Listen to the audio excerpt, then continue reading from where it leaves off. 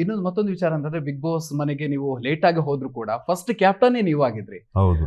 Captain ಆಗಿ ನೀವು ಅಂದ್ರೆ ಫೈನಲ್ ಆಗಿ ನೀವು ಕ್ಯಾಪ್ಟನ್ ರಘು ಅಂತ ಕೂಡ ನಿಮ್ಗೆ ಹೆಸರು ಬಂತು.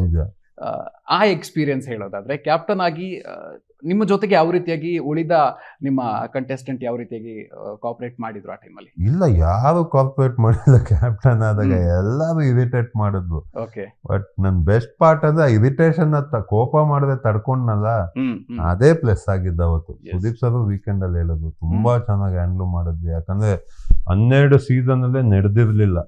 ಪೇರೆಂಟ್ಸ್ ಕಾಲ್ ಮಾಡುವಂತ ಫೋನ್ ಕೊಡ್ತಾರೆ. ದಟ್ ವಾಸ್ ಮೈ ಟಫೆಸ್ಟ್ ಇಡೀ 16 ವಾರದಲ್ಲಿ ಫಸ್ಟ್ ಟೈಮ್ ಅದನ್ನ ಮಾಡಿರೋದು ಬಿಗ್ ಬಾಸ್ ಹಿಸ್ಟ್ರಿಯಲ್ಲಿ. ಫೋನ್ ಕೊಟ್ಬಿಟ್ಟು ಮಾತಾಡುವಂತಾರೆ.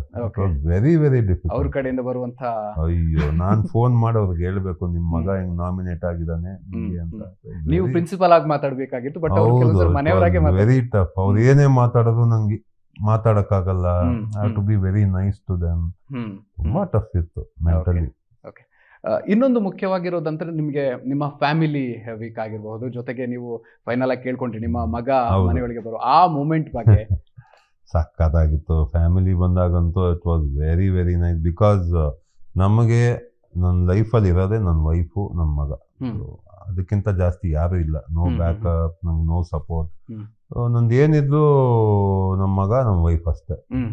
Very connected to them. ಅಲ್ಲಿ ಹೋದಾಗ ಮಿಸ್ ಮಾಡ್ಕೊತಾ ಇದ್ದೆ. ಅವ್ರು ಬಂದಾಗ ತುಂಬಾ ಖುಷಿ ಆಯ್ತು. ಅಂಡ್ ನಮ್ಮ ಮಗ ಅಲ್ಲಿ ಬಂದಾಗ ಮಾಡು ಅವ್ರ ಮಕ್ಕಳೆಲ್ಲ ಸ್ವಿಮ್ಮಿಂಗ್ ಮಾಡ್ತಾ ಇದ್ರು. ಅದನ್ನ ನೋಡಿ ಏನೋ ಎಲ್ಲೋ ಒಂದು ನಂಗೆ ಗೊತ್ತಾಯ್ತು ಅವನಿಗೂ ಅದು ಆಸೆ ಇದೆ ಅಂತ. ಸೊ ನನಗೊಂದು ಚಾನ್ಸ್ ಸಿಕ್ಕಿದಾಗ ಬಿಗ್ ಬಾಸ್ ಅವ್ರಿಗೆ ಕೇಳ್ಕೊಂಡೆ ಇದೊಂದು ವಿಶ್ ಇದೆ ಅಂತ. ನೆಕ್ಸ್ಟ್ ಡೇನೆ ಅದನ್ನ ಫುಲ್ಫಿಲ್ ಮಾಡೋದು ತುಂಬಾ ಖುಷಿ ಆಯ್ತು. ಸರ್, ಮತ್ತೊಂದು ಇಂಪಾರ್ಟೆಂಟ್ ಆಗಿರೋದು ಅಂತಂದ್ರೆ ಎಲ್ಲರೂ ಗಮನ ಸೆಳೆದಿರೋದು ಪ್ರೇಕ್ಷಕರಿಗೆ ಅಂದ್ರೆ ಹಳೆ ಬಿಗ್ ಬಾಸ್ ಕಂಟೆಸ್ಟೆಂಟ್ಸ್ ಬಂದು ಅಲ್ಲಿ ಆಡಿರುವಂತ ಟೈಮ್, ಅದು ಕೂಡ ಜಾಸ್ತಿ ವೈರಲ್ ಆಗತ್ತೆ, ಎಲ್ರಿಗೂ ಕೂಡ ಇಷ್ಟ ಆಗತ್ತೆ. ಸೊ ಆ ಸಿಚುವೇಶನ್ ಹೇಗಿತ್ತು? ಅವರು ಬಂದಂತ ಸಂದರ್ಭದಲ್ಲಿ, ಎಂಟ್ರಿ ಆದಂತ ಸಂದರ್ಭದಲ್ಲಿ ಆಗಿರಬಹುದು, ಇಡೀ ಮನೆಯಾಗ ನೀವೆಲ್ಲರೂ ಕೂಡ ಒಟ್ಟಾಗ್ತೀರಿ ಒಂದು ರೀತಿನಲ್ಲಿ. ಆ ಟೈಮ್ ಬಗ್ಗೆ ಹೇಳೋದಾದ್ರೆ ಅಂದ್ರೆ ಫಸ್ಟ್ ಆಫ್ ಆಲ್ ಅವ್ರು ಬಂದಿದ್ ನಮ್ಗೆ ಸ್ವಲ್ಪನೂ ಇಷ್ಟ ಆಗ್ಲಿಲ್ಲ. ಏನಪ್ಪಾ ಇದು, ನಾವೇ ಎಷ್ಟು ಜನ ಇದೀವಿ, ನಮ್ಮ ಮೇಲೆ 4 ಜನ ಬಂದ್ರು. ಅಂಡ್ ಬಂದ ಮೇಲೆ ಗೆಸ್ಟ್ ಆಗಿ ಬಂದಿದ್ದು, ನಮ್ಗೊಂದು ಟಾಸ್ಕ್ ಕೊಟ್ಬಿಟ್ಟಿದ್ದಾರೆ, ಅವ್ರಿಗೆ ಅಡುಗೆ ಮಾಡ್ಕೊಡ್ಬೇಕು, ಇದು ರಿಸಾರ್ಟು. ಸಖತ್ ಇರಿಟೇಷನ್ ಆಗುತ್ತೆ. ಅಂದ್ರೆ ಆ ವೀಕ್ ನಾವ್ ಎಲ್ಲಾರು ಎಷ್ಟು ಕೆಲಸ ಮಾಡ್ಬಿಟ್ವಿ ಅಂದ್ರೆ ಎಂಡ್ ಅಷ್ಟಲ್ಲಿ ನಮ್ಗೆ ನಿಂತ್ಕೊಳಕ್ ಆಗ್ತಾ ಇಲ್ಲ, ಕಾಲ್ ನೋತಾ ಇತ್ತು. ಲೈಕ್ ತುಂಬಾ ಬೈಕೊಂಡಿದೀವಿ ಆಕ್ಚುಲಿ. ಅಂದ್ರೆ ಹೆಂಗಾಗೋಯ್ತು ಅಂದ್ರೆ ನಮ್ ಬಗ್ಗೆ ಮಾತಾಡೋ ಬದಲು ನಾವು ಎಲ್ಲಾರು ಸೇರ್ಬಿಟ್ಟು ಅವ್ರು 4 ಜನನ್ನ ಟಾರ್ಗೆಟ್ ಮಾಡೋಕೆ ಸ್ಟಾರ್ಟ್ ಮಾಡ್ಬಿಟ್ವಿ. Like all become like a family. ಸಖತ್ತಾಗಿತ್ತು ಅದು ಎಕ್ಸ್ಪೀರಿಯನ್ಸ್, ಮಜಾ ಇತ್ತು. ಈಗ ತುಂಬಾ ದೊಡ್ಡ ಅನುಭವದ ಮೂಟೆ ಇದೆ.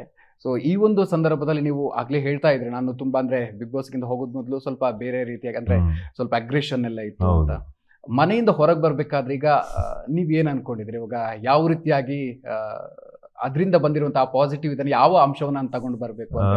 ಮೇನ್ ಪಾಸಿಟಿವ್ ಅದೇ ನಾನೇನ್ ಅನ್ಕೊಂಡೆ, ಲೈಕ್ ಅಲ್ಲಿದ್ದಾಗ ನನ್ಗೊಂದ್ ಸ್ವಲ್ಪ ಫ್ಯಾಮಿಲಿ ವ್ಯಾಲ್ಯೂಸ್ ಗೊತ್ತಾಯ್ತು. ಮನೇಲಿದ್ದಾಗ ಮುಂಚೆ ಯಾವಾಗೂ ಫೋನ್ ಯೂಸ್ ಮಾಡೋದು, ಮಗ ಬಂದಾಗ ಅವನ ಜೊತೆ ಟೈಮ್ ಸ್ಪೆಂಡ್ ಮಾಡಲ್ಲ, ವೈಫ್ ಬಂದಾಗ ಇರಿಟೇಟ್ ಆಗೋದು, ಆಚೆ ಟೆನ್ಷನ್ ಎಲ್ಲ ಮನೆಯವ್ರ ಮೇಲೆ ತೋರ್ಸೋದು. ಅಲ್ಲಿ ಹೋದಾಗ ನಂಗೆ ಗೊತ್ತಾಯ್ತು ಇಲ್ಲ, ಯಾಕೆಂದ್ರೆ ಚಿಕ್ಕ ವಸ್ತುಗಳು, ಒಬ್ರು ಯಾರೋ ಸ್ಮೈಲ್ ಮಾಡಿದ್ರೆ ನಮ್ ಜೊತೆ ಖುಷಿ ಆಗೋದು, ಒಬ್ರು ಹಗ್ ಮಾಡಿದ್ರೆ ಖುಷಿ ಆಗೋದು, ಒಬ್ರು ಬಂದು ನೀನ್ ನೋಡಕ್ ಚೆನ್ನಾಗಿ ಕಾಣಿಸ್ತಾ ಇದೀರ ಅಂದ್ರೆ ಖುಷಿ ಆಗೋದು.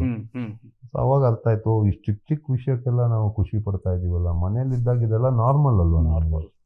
ಅವಾಗ ಯಾಕೆ ಖುಷಿ ಆಗಲ್ಲ? ಅವಾಗ ಅನ್ನಿಸ್ತು, ಓಕೆ ಮನೆಯಲ್ಲಿ ನಮ್ಗೆ ಯಾವಾಗೂ ಕಣ್ಮುಂದೆ ಇರುತ್ತಲ್ಲ, ನಾವು ವ್ಯಾಲ್ಯೂ ಕೊಡಲ್ಲ, ಈಗ ಗ್ರಾಂಟೆಡ್ ಆಗಿ ತಗೊಂಡ್ಬಿಡ್ತೀವಿ. ಇದು ಅರ್ಥ ಆಯ್ತು. ಯಾವಾಗ ಮನೇಲಿದ್ದಾಗೂ ನಾವು ಗ್ರಾಂಟೆಡ್ ಆಗಿ ತಗೋಬಾರ್ದು.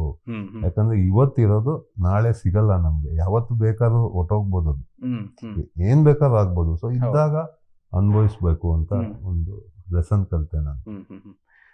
ಇನ್ನು ಬಿಗ್ ಬಾಸ್ ಈಗ ಆಯ್ತು, ಫ್ಯೂಚರ್ ಬಗ್ಗೆ ಯಾವ ರೀತಿಯಾಗಿ ಏನಾದ್ರು ಪ್ಲಾನ್ ಮಾಡ್ಕೊಂಡಿದ್ರೆ? ಫ್ಯೂಚರ್ ಬಗ್ಗೆ ಏನೆಲ್ಲ ಡಿಸಿಷನ್ ಇವಾಗ ತಗೊಂಡಿದ್ದೀರಿ? ಫ್ಯೂಚರ್ ಆಲ್ವೇಸ್ ಮೂವಿಯಲ್ಲಿ ಕೆಲಸ ಮಾಡ್ಬೇಕು ಅಂತ, ಒಬ್ಬ ದೊಡ್ಡ ವಿಲನ್ ಆಗ್ಬೇಕು ಅಂತ ಇದೆ.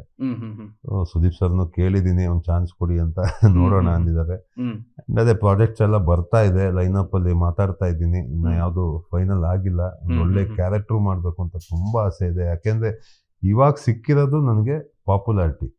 ಸೊ ಪಾಪ್ಯುಲಾರಿಟಿ ಸಿಕ್ಕಿದಾಗ, popularity is different, stardom is different. ನಾನು ಅವಾಗ ಹೇಳ್ದೆ ಕೆಳಗಡೆ ರಾಕೆಟ್ ಹಚ್ಬಿಟ್ಟು ಬಿಟ್ರೆ ಸ್ಪೇಸ್ಗೆ ರಾಕೆಟ್ ಮೇಲ್ ಬಂದಿದ್ದೀನಿ, ಆಮೇಲೆ ಕೆಳಗಡೆದು ಏನ್ ಫ್ಯೂಲ್ ಆಚೆ ಬಂದ್ಬಿಡುತ್ತೆ. ಆ ಸ್ಯಾಟಲೈಟ್ ಓಡಾಡ್ಬೇಕು, ಅದು ನಮ್ಮೇಲಿರೋದು ರೆಸ್ಪಾನ್ಸಿಬಿಲಿಟಿ. ಸೊ ಇಲ್ಲಿಂದ ನಾನು ಹೆಂಗ್ ತಗೊಂಡ್ ಹೋಗ್ತೀನಿ ಅನ್ನೋದು ವೆರಿ ಇಂಪಾರ್ಟೆಂಟ್. ಸೊ ನೋಡೋಣ, ಬಿಕಾಸ್ ಪಾಪ್ಯುಲಾರಿಟಿಯಿಂದ I want to become a star. ಮೂವಿಯಲ್ಲಿ ಒಬ್ಬ ಒಳ್ಳೆ ಸ್ಟಾರ್ ಆಗ್ಬೇಕು, ಒಬ್ಬ ಒಳ್ಳೆ ಆಕ್ಟರ್ ಅಂತ ಹೇಳಿಸ್ಕೋಬೇಕು ಅಂತ ತುಂಬಾ ಆಸೆ ಇದೆ ನನಗೆ. ಬಿಕಾಸ್ ರೈಟ್ ನೋ ಎಸ್ ನಂಗೆ ಪಾಪ್ಯುಲಾರಿಟಿ ಸಿಕ್ಕಿದೆ, ಬಟ್ ಯಾರು ಒಳ್ಳೆ ಆಕ್ಟರ್ ಒಳ್ಳೆ ಸ್ಟಾರ್ ಅಂತ ಹೇಳಲ್ಲ. I need that.